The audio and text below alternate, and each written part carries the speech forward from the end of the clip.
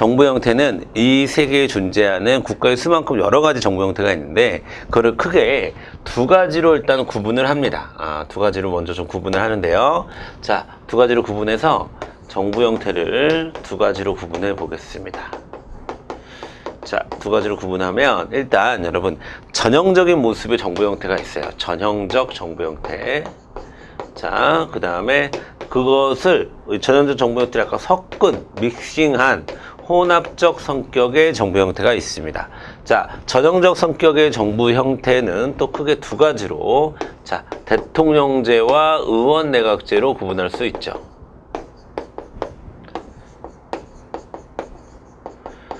자, 그러니까 어떻게 보면 제가 아까 나라의 수만큼이나 많은 정부 형태가 존재한다라고 말씀을 드렸는데, 그러니까 수없이 많은 정부 형태를 크게 대통령제야 의원내각제야 이렇게 크게 구분을 하는 겁니다. 크게 구분을 하고 이 두 개가 약간 좀 정확하게 이렇게 섞여 있는 형태가 있어요. 그걸 우리가 이원집정부제라고 얘기합니다. 이원집정부제.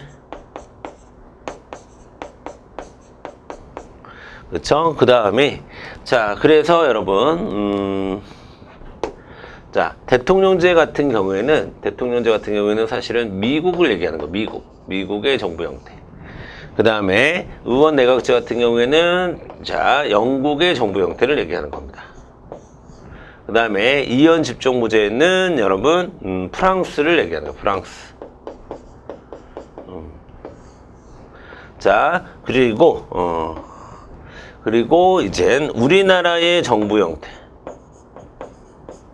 자, 우리나라의 정부 형태. 이렇게 총 해서 네 가지를 우리가 공부하게 되는 거예요. 네 가지. 우리나라의 정부 형태도 약간 혼합적인 성격이 있어요. 그래서, 자, 대통령제의 기반하에 의원내각제적인 요소 일부가 이렇게 들어와 있는 형태의 정부를 운영하고 있습니다. 그래서, 자, 우리, 이제 하나하나 보도록 하겠습니다. 자, 먼저 자, 볼게요. 먼저 자, 보도록 하겠습니다.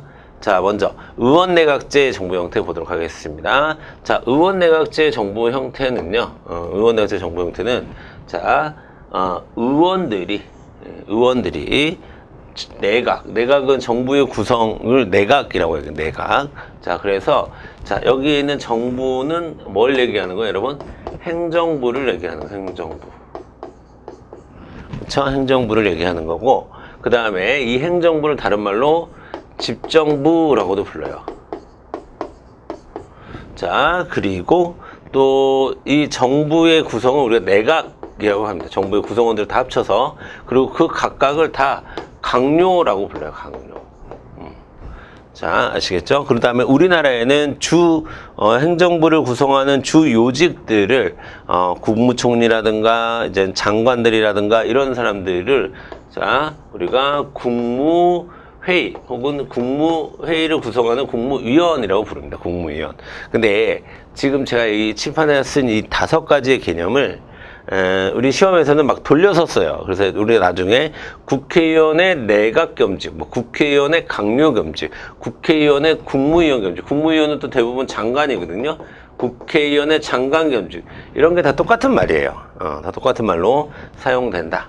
라고 보시면 되겠습니다. 자, 내각이, 자, 의원내각제라고 하는 것은 의원들이 내각을 구성하는 거예요. 즉, 입법부가 내각을 구성하는 것을 우리는 의원내각제라고 합니다. 아시겠죠? 내각이 입법부의 신임에 의해서 구성되고 존립하게 되는 정부 형태입니다. 대표적으로는 영국, 그 다음에 일본, 독일 이렇게 얘기할 수 있습니다. 자, 그러다 보니까 의원내각제는 입법부와 행정부가 융합된 정부 형태다. 자, 권력 융합의 형태가 되는 거예요. 대통령제 같은 경우에는 권력 분립이거든요, 여러분.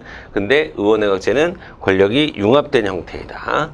자, 그리고 의회에서 선출된 총리 또는 수상은 행정부 수반으로서의 역할을 하는데, 자, 또 국가 원수로서의 역할은 누가 하느냐? 총리나 수상이 하는 게 아니라 왕이나 아니면 의회에서 선출된 대통령이나 이런 사람들이 대신 하게 됩니다. 자, 우리가 나중에 우리나라 헌법에 대해서 공부하다 보면 우리나라가 이제 4.19 혁명이 끝나고 나서 1960년에 이승만의 독재가 4.19 혁명으로 마무리되잖아요. 그러면서 자, 여러분 3차 개헌이라는 걸 통해서 우리 이 3차 개헌을 통해서 의원내각제로 전환이 되거든요. 그때 여러분 우리가 그 정부를 장면 정부 이렇게 얘기해요. 왜냐면 그 당시 총리가 장면 총리였거든요. 그러면 대통령이 없었냐? 아니에요. 대통령이 있었어요. 윤보선이란 대통령이 있었습니다. 그런데 왜 윤보선 정부라고 얘기하지 않고 장면 정부라고 얘기하느냐?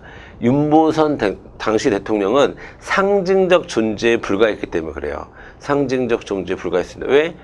네, 의원 내각제였기 때문에. 뭔 말인지 아시겠죠? 실질적인 정부 운영은 누가 책임지고 행정부 수반인 총리나 수상이 책임지고 그 다음에 국가 원수를 쓰의 기능만 상징적으로 대통령이 하는 경우도 있다. 물론 영국처럼 국왕이 하는 경우도 있고 일본처럼 뭐 천황이라는 이름으로 하는 경우도 있습니다. 어쨌든 중요한 건 상징적 존재라고 하는 거예요. 상징적 존재. 자, 상징적 존재. 국가 원수는 상징적 존재입니다. 그죠? 국가 원수는 상징적 존재다. 자, 그 다음에 세 번째. 자, 총리는 의회에 대해서 정치적 책임을 진다. 라고 되어 있는데 여러분 항상 정치적 책임이라고 하는 것은 자기를 뽑아준 곳에 지는 게 정치적 책임입니다. 그러면 대통령 같은 경우는 국민에 의해서 직접 선출되거든요. 그러면 대통령은 국민에게 정치적 책임을 진다 이렇게 얘기를 해야 되는 거예요. 총리는 의회에 대해서 정치적 책임을 지는 거고 자, 그 다음에 4번 다수당의 당수가 내각 수반이 되어 행정권을 구성하게 된다라는 겁니다. 자, 행정부 수반이 돼서 행정부를 구성한다는 얘기고 그 다음에 자, 아까도 얘기했죠? 의원이 수상과 또는 강요를 겸직할 수 있다. 아시겠죠? 그래서 강요. 수상은 총리를 얘기하는 거고요. 강요는 뭐 장관들을 얘기하는 거예요.